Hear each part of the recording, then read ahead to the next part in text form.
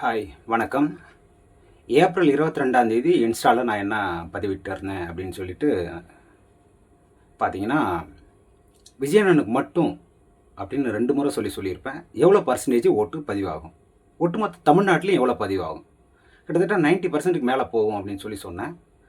அவரை சில பல வேலைகள் செஞ்சு அவர் கட்சியை இல்லாமல் ஆக்கிடணும் அப்படின்னு செஞ்ச இடத்துல கரூரில் உங்களுக்கு எவ்வளோ ஓட்டு பதிவாச்சு அப்படின்னா நீங்கள் பார்த்தா தெரியும். 90-91% மேலே. இன்னும் பல ஊரில் அந்த மாதிரி வந்திருக்கு. டிரான்ஸ்போர்ட் இஷ்யூ ப்ளஸ் இந்த நீ தான் யோக்கியனாச்சே நைட்டில் 1 மணிக்கு என்னடா வேலைங்க இருட்டில் அப்படின்ற ஒரு விஷயம். அப்புறம் பட்டுவாடா, இன்னும் சில விஷயங்கள், தபால் ஓட்டில் முறைகேடு, அந்த மாதிரி பல விஷயங்கள். அது உங்களுக்கு தெரியும், எல்லாருக்கும் தெரியும். இதெல்லாம் நடக்காமல் ஓரளவுக்கு நேர்மையாக நடந்திருந்தால் ஒட்டு மொத்தமாக எல்லா இடத்துலையும் அந்த 90% டச் ஆகிருக்கும். மெயினாக டிரான்ஸ்போர்ட் ரொம்ப கஷ்டப்பட்டுட்டாங்க. ஏன்னா பல இடத்துல அந்த 1000 ஓட்டு, 2000 ஓட்டு, 3000 ஓட்டு இப்படி தான் பல கட்சிகள் ஜெயிச்சிருக்கு. அப்போ என்னென்னா, நம்ம செய்ய வேண்டியதை ஜனநாயக முறைப்படி மக்களுக்கு என்ன செய்யணுமோ அதை செஞ்சுருந்தோம் அப்படின்னா, இன்றைக்கி இந்த 13ஆம் தேதிக்காக அண்ணன் இவ்வளோ தூரம் அமைதியாக காத்துட்ருக்கணும் அப்படின்னு அவசியமே இல்லை. அப்புறம் அந்த வீடியோவில் என்ன சொல்லியிருக்கேன் அதையும் பாருங்கள். இன்னொன்று, அன்றைக்கி மரியாதை நிமித்தமாக எல்லாரையும் போய் பார்த்தாரு, எல்லா கட்சி தலைவரையும் பார்த்தாரு. ஓகே, அதில் ஆழமான உள்ளர்த்தம் என்ன அப்படின்னு நான் புரிஞ்சுக்கிட்டது என்ன, அது மக்களுக்கு இன்னுமே கொஞ்சம் கொஞ்சமாக புரிய வரும், தெரிய வரும். அது இப்போ நடக்க ஆரம்பித்ததுலேருந்து உங்களுக்கு தெரியும். சரிங்களா? என்ன விஷயம் அப்படின்னு பார்த்தீங்கன்னா, என்னை நம்பி அவர் ஸ்டேஜில் சொன்னதான் 8 கோடி மக்களும் என்னுடைய மக்கள் தான். என்னை நம்பி ஓட்டு போட்டிருக்காங்க, என்னை தேர்ந்தெடுத்திருக்காங்க. அவங்களுக்கு செய்ய வேண்டிய வேலையை நீங்கள் செய்ய விடுங்க. தயவு செஞ்சு எந்த இடத்துலையுமே நீங்கள் குறுக்க வராதிங்க.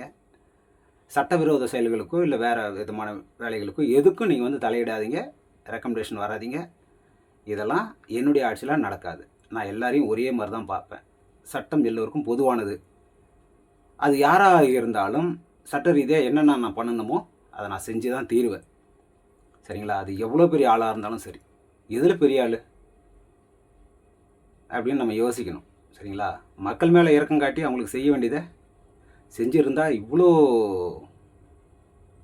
வெறுப்பு வந்திருக்காது மற்ற கட்சிகளுக்கு மேலே நான் சொல்கிறேன்.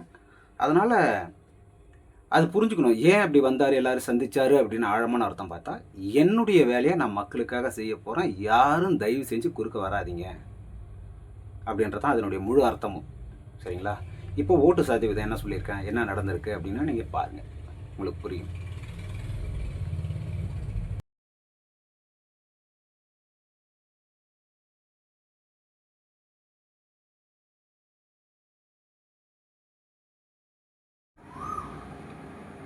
அப்புறம் இந்த எலெக்ஷனில் பல ரெக்கார்ட்ஸ் இருக்கும். சரிங்களா?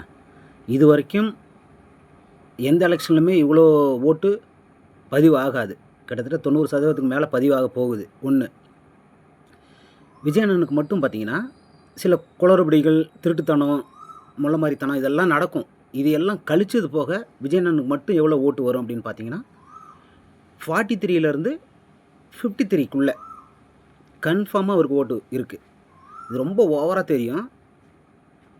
மே மாதம் ரிசல்ட் முடிஞ்ச பிறகு அதுக்கப்புறம் நீங்கள் எனக்கு கமெண்ட்ஸ் பண்ணலாம். ஓகேவா? கேட்கலாம், ஏன் இப்படி சொன்னீங்க, ஏன் நடக்கலை அப்படின்னு. அது என்ன சொல்கிறது, மக்கள் இருக்கிற வெறுப்பு யாரும் உணரல. சும்மா அவங்கவுங்க தற்பெருமை பேசிக்கிட்டு ஏதோ இதை பண்ணுறான், அதை பண்ணுறான், அதை பண்ணுறான்னு